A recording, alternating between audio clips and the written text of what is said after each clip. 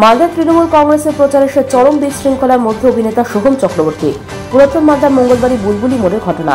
মালদা লোকসভা কেন্দ্রের তৃণমূল প্রার্থী প্রসূন বন্দ্যোপাধ্যায়ের সমর্থনে রোড শো করেন অভিনেতা সোহম। সেখানে উপস্থিত ছিলেন জেলা তৃণমূলের শীর্ষ নেতৃত্ব। আর সেখানেই শুরু হয় তুমুল বিশৃঙ্খলা। ধস্তাধস্তিতে জড়িয়ে পড়ে তৃণমূল কর্মীরা। তৃণমূল নেতৃত্ব কোনো রকমের পরিস্থিতি নিয়ন্ত্রণে আনে। বিজেপির দক্ষিণ মালদার সাংগঠন জেলা সাধারণ সম্পাদক অমলান ভাদুরীর অভিযোগ, এটাই তৃণমূলের সংস্কৃতি।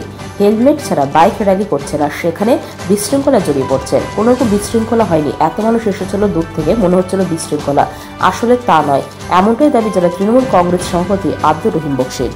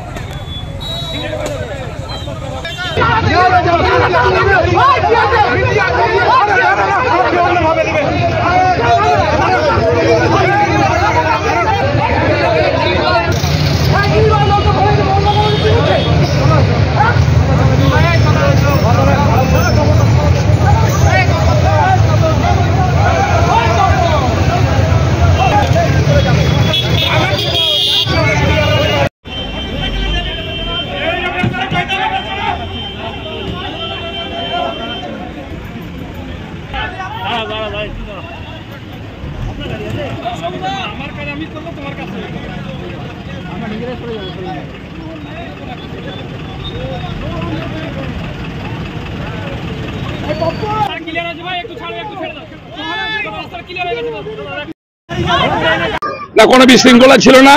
যেহেতু প্রচুর মানুষ সমর্থন করার জন্য এগিয়ে এসেছিলেন, দূর থেকে দেখে মনে হচ্ছিল, কিন্তু কোনো বিশৃঙ্খলা ছিল না।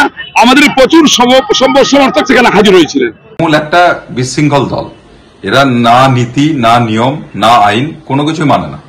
স্বাভাবিকভাবে র্যালি করছে, কারো মাথায় হেলমেট নেই, বিশৃঙ্খল ভাবে বাইক চালিয়ে যাচ্ছে। সাধারণ মানুষ যে কোনো সময় দুর্ঘটনা করতে পারে, কিন্তু পুলিশও চুপ করে আছে। পুলিশের তত্ত্বাবধানেই এই র্যালি হচ্ছে। স্বাভাবিকভাবেই এরা আইনকে বুড়ো আঙুল দেখিয়ে চলছে। পাথর ছাড়াই প্রতিকার সম্ভব। মালদার প্রাচীনতম ভৃগু বংশ জ্যোতিষী পণ্ডিত এস শাস্ত্রী। দাম্পত্য সমস্যা, বিবাহে বাধা, ব্যবসায় অবনতি, পরীক্ষায় অকৃতকার্যতা, ভাগ্য গণনা, গোষ্ঠী বিচার, ঠিকুচি গোষ্ঠী এবং মৃত্যু ছাড়া সকল সমস্যার সমাধানের জন্য যোগাযোগ করুন জগদম্বা জ্যোতিষ কেন্দ্র, বিবেকানন্দ স্কুলের পাশে, মালদা। মোবাইল 09733027832 অথবা 09332056956।